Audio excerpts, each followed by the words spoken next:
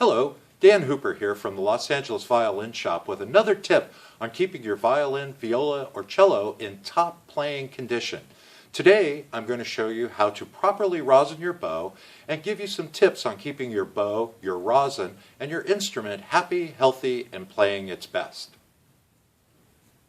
Rosin is the prepared sap of a specific type of tree. It's sticky to various degrees. Darker rosin tends to be a little stickier than lighter rosin, and it's what gives our bows their grip to grab the string, make it vibrate, and make our instruments sound. If we take a really close look at the hair on our bow,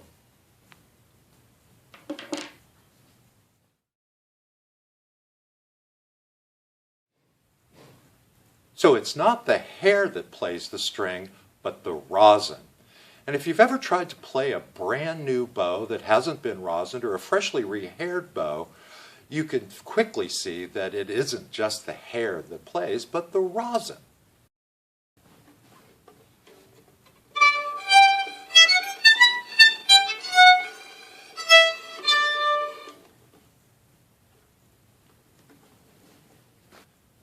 You won't get much sound until you put on quite a bit of rosin. Thankfully, most shops will rosin a brand new bow or a rehaired bow for you, unless you ask for it not. Rosining your bow is pretty easy, but here are some tips that will help. First, tighten your bow to playing tension. Not too tight. You want to maintain the curve of the bow. You want about a pencil head's worth of space right where between the hair and the stick. Then take your bow in your right hand and your rosin cake in your left and pinch the frog between your thumb and forefinger or middle finger right where the horsehair enters the frog.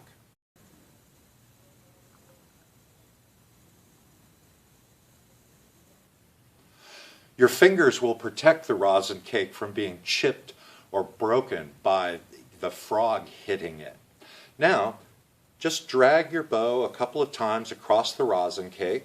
Only 2 or 3 times is really necessary. I usually give a little extra at the tip and down at the frog because I tend to forget those. If you have a brand new bow, a freshly rehaired bow, you're going to have to do that a few more times. And that's it. Your bow is now perfectly rosined and ready to play. Now, a few tips. Tip number 1. You've all heard it before ever since you were a beginner, but it bears repeating. Never, ever touch the hair on your bow.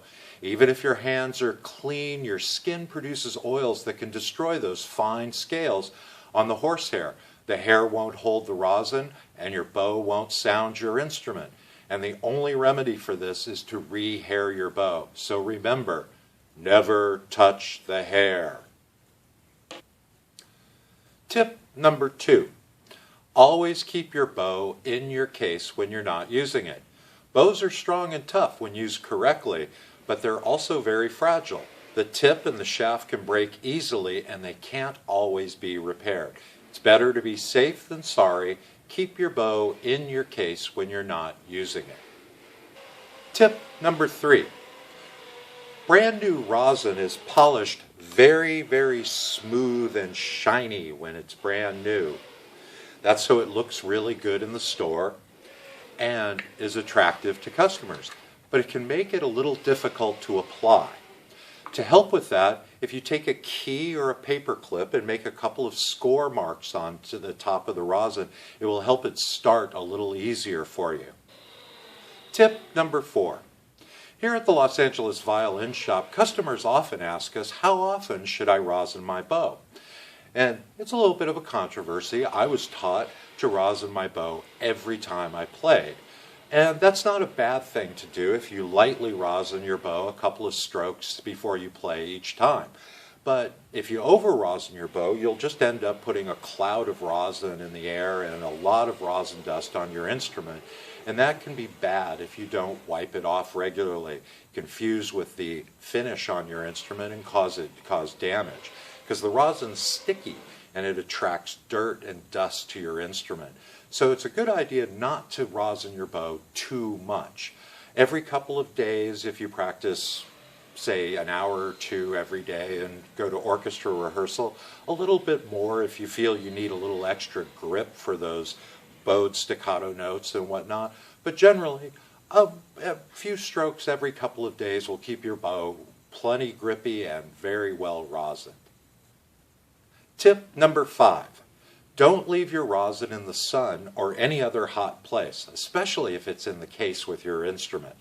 The rosin can melt in the heat, and that can all make a mess of your case, and if it's anywhere near your instrument, it could cause damage to the finish. And just like you would never leave your violin or viola and cello in a hot place, don't leave your rosin in a hot place either, like the trunk of a car on a hot day. And for the same reason that we clean the rosin dust off our instruments after we play, don't forget to clean the rosin dust off the bow stick after you play. The rosin dust, in the same way it can damage the finish on your instrument, it can damage the finish on your bow.